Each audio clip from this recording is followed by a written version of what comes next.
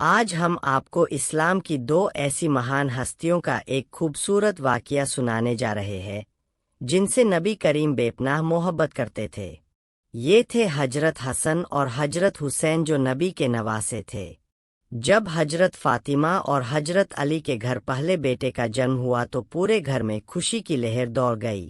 نبی کریم سوئم تشریف لائے، بچے کو گود میں لیا، اس کے کان میں اذان دی اور اس کا نام حسن رکھا۔ کچھ سمے بعد دوسرے بیٹے کا جنم ہوا۔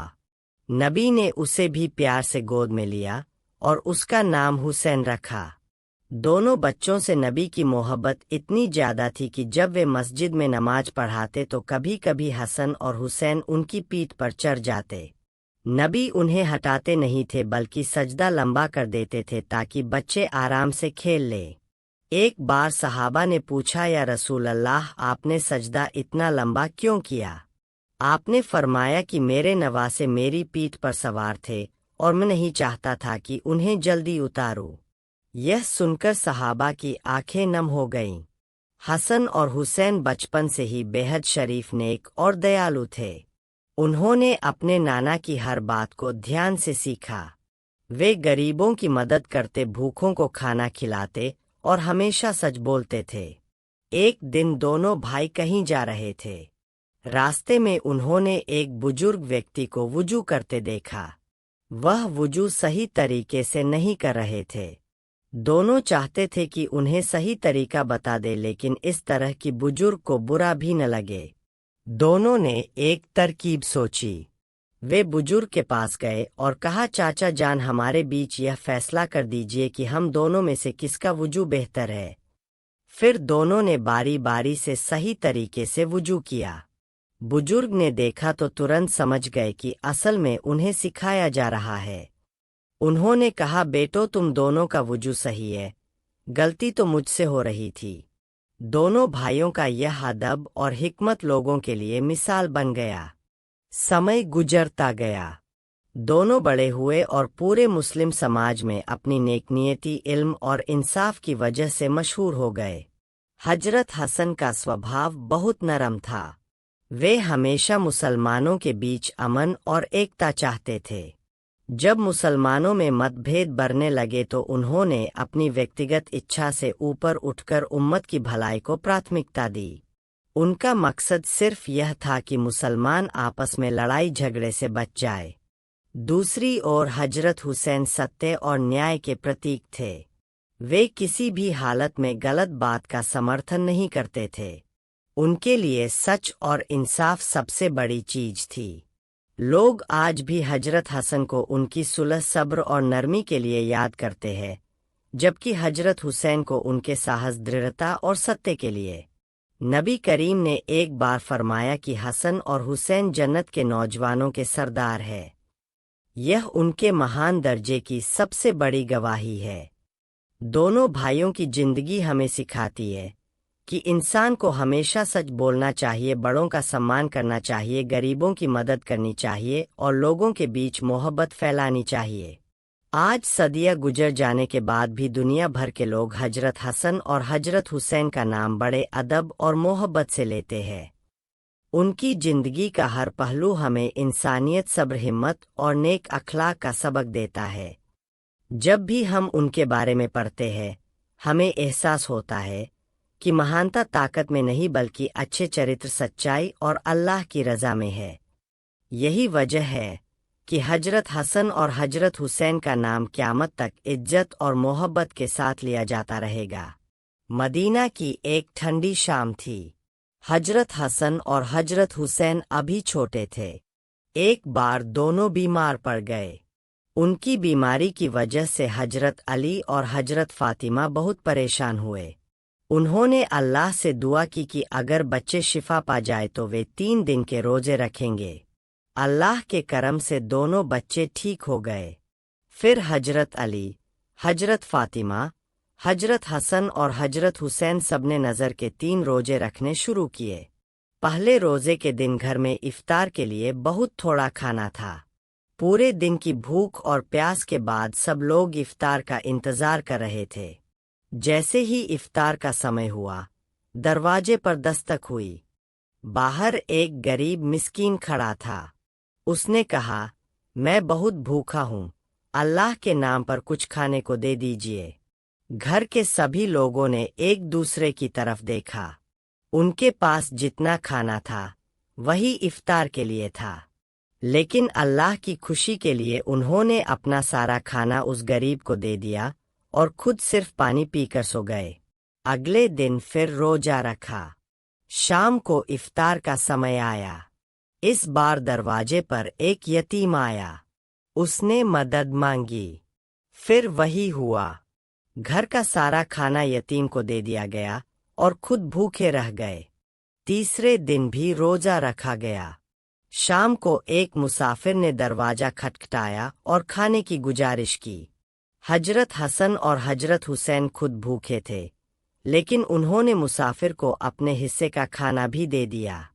3 दिन तक लगातार ऐसा हुआ कि पूरा परिवार अपना खाना दूसरों को देता रहा और खुद सिर्फ पानी से रोजा खोलता रहा। कहा जाता है कि उनकी इस कुर्बानी और इखलास पर कुरान की सूरह अल इंसान की आयतें नाजिल हुईं, जिनमें उन लोगों की तारीफ की गई जो अल्लाह की मोहब्बत में मिस्कीन, यतीम और मुसाफिर को खाना खिलाते हैं। इस वाक़ये से हमें पता चलता है कि हजरत हसन और हजरत हुसैन बचपन से ही कितने सखी, रहमदिल और अल्लाह की रज़ा चाहने वाले थे। मदीना की एक दोपहर थी। सूरज की गर्मी पूरे शहर पर फैली हुई थी। लोग अपने कामों में मशगूल थे। बाजारों में हलचल थी, लेकिन कुछ लोग ऐसे भी थे जिनके घरों में खाने को कुछ नहीं था। उसी दिन एक गरीब आदमी बहुत परेशान हालत में मदीना की गलियों से गुजर रहा था। कई दिनों से उसकी आर्थिक हालत खराब थी।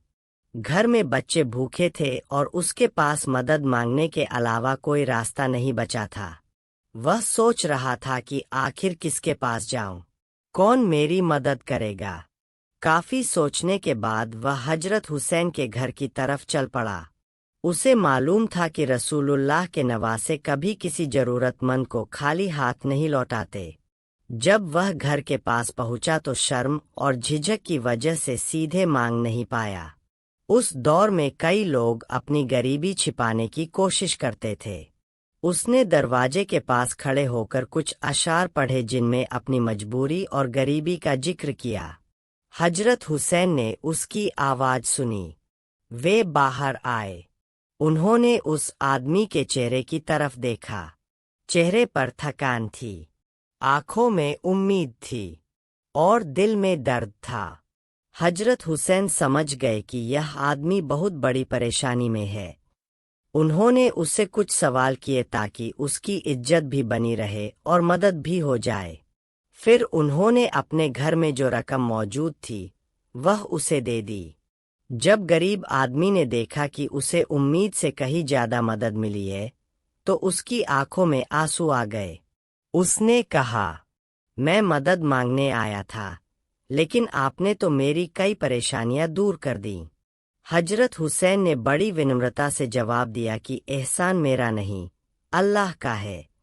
हम तो सिर्फ एक जरिया है। यह सुनकर वह आदमी और ज्यादा प्रभावित हुआ। कहते हैं कि जाते जाते वह बार बार दुआएं देता रहा।